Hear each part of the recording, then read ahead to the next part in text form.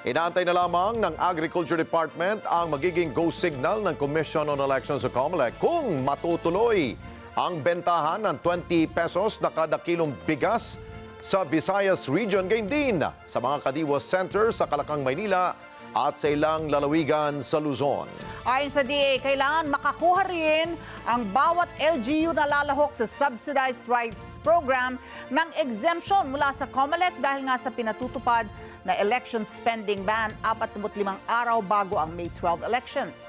At kaugnay niyan, ito, nagsaing naman ang kagawaran ng murang bigas at mismong si Agriculture Secretary Francisco Chu Laurel ang kumain para patunayang hindi para sa hayop kundi para sa tao. Kunin natin ang live report ni Vic Suminta. Vic, ikaw ba'y nakatikim rin? Medyo lang. Alex, para patunayan na fit for human consumptions, itong nakatakdang 20 pesos na kada kilo ng bigas na ibebenta ng Department of Agriculture, nagsaing mismo sa opisina ng Department of Agriculture at sa harap ng media ay pinangunahan ni Agriculture Secretary Francisco Laurel Jr. ang pagkain nito kasama ang mga opisyal ng National Food Authority.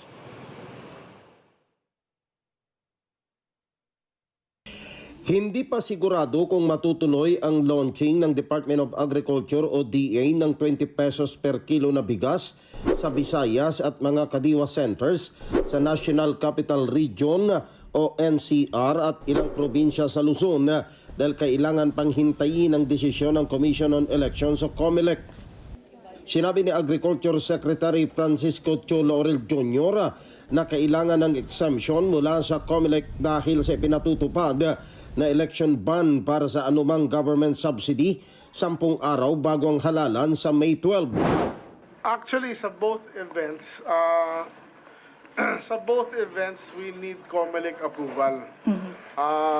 But of course, kung sakaling hindi kami sa Cebu, kung hindi kami mabigyan ng COMELEC approval to sell, we can still launch without selling, di ba? Kung yung ilo-launch, kasi sabi kanina, ilo-launch eh. Dun sa Kadiwa na May 2, if we do not have the COMELEC approval to sell it, then after election na talaga. Ayon kay Secretary Laurel, kung hindi magbibigay ng exemption na order ang COMELEC sa 20 pesos per kilo rice project ng DA, pagkatapos na ng eleksyon ito formal na mailulunsad. Inamin naman ng kalihim na aabot sa 10 hanggang 12 bilyong piso ang lugi ng gobyerno sa pagpapatupad ng 20 pesos per kilo na bigas dahil sa financial subsidy. Inihayag ni Laurel ng 370,000 metric tons na stock na bigas ng National Food Authority o NFA na gagamitin sa 20 pesos per kilo rice program ay binili noong nakarang taon sa halagang 33 pesos per kilo o kabuuang 9 billion pesos. Niliwanag ni Laurel na bagamat maghahati ang DA at mga local government units o LGUs sa 13 pesos na subsidy, malaki ang lugi ng gobyerno. Well, basically, we held off the supply, no? Kasi we're preparing for the launch na nga, no? Sorry na lang sa mga kung pumunta doon, kung walang we're building up the stocks eh. Kasi we're expecting na pag inumpisahan to on May 2, if we are allowed by the COMELEC, baka magkaroon ng mahabang pila eh. So we have to be ready with the stocks.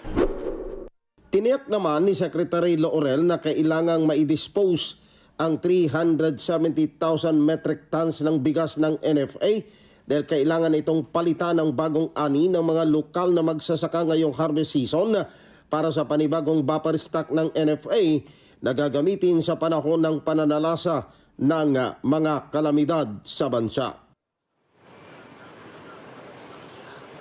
Alex, umapila rin itong si Secretary Laurel sa publiko na huwag isabotahe itong ilulunsad na 20 pesos per kilo na rice program sa pamagitan ng pagpapakalat ng mga fake news, partikular sa social media. Balik sa inyo, Alex. Okay, Vic, dahil inaantay pa ang pasya ng COMELEC, yung bang mga stock ay naidala na sa Visayas area?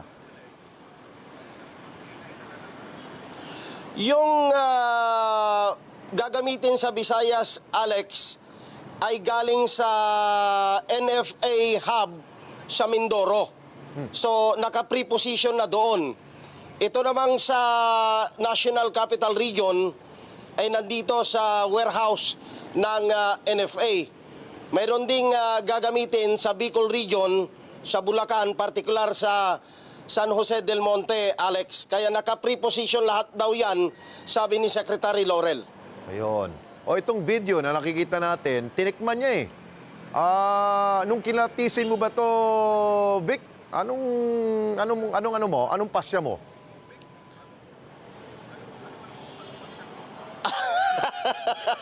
Alex, nung Ba't ka natawa? sinasaing,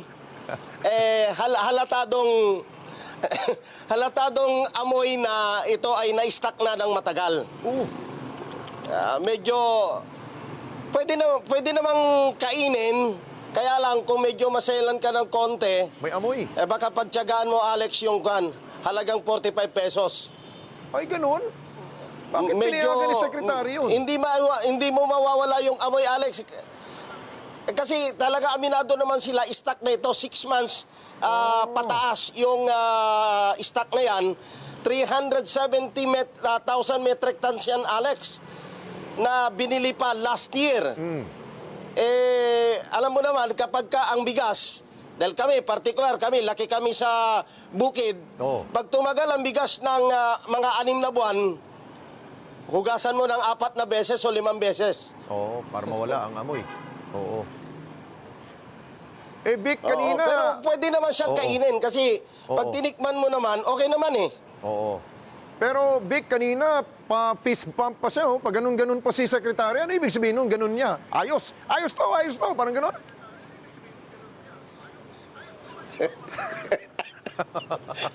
Ayun, oh. Basta ayos yun, Alex. Pwede nang pagtyagaan. Ayun. Eh, siguro, kinain nila yung kanin na walang ulam. Dapat lagyan nila ng ulam. Naghahanap nga kami ng ulam kanina eh. Siguro, Alex, maganda dyan. Pag yan ang isinaing mo, kainin mo ng mainit. May mga kondisyones pa lang, bago kainin itong bigas ng NFA. Tawang-tawa to si Pero Vic. okay na rin pa sa halagang 20 pesos. Sa 20 pesos, Alex. Pwede na. Nako. Sige, baka hindi natin alam kung anong reaksyon sa ating mga kababayan yan kapag yan ay nai-roll out na ng ating pamahalaan. Anyway, Vic Sumintak, maraming salamat. Mula po yan, mata natin sa DA, Department of Agriculture.